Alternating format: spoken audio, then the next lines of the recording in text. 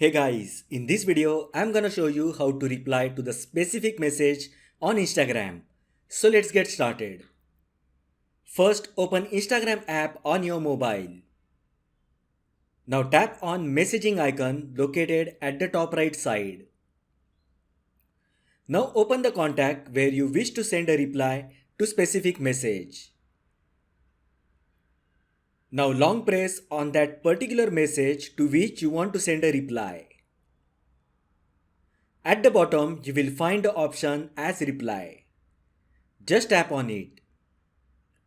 Now type your message and then tap on send button.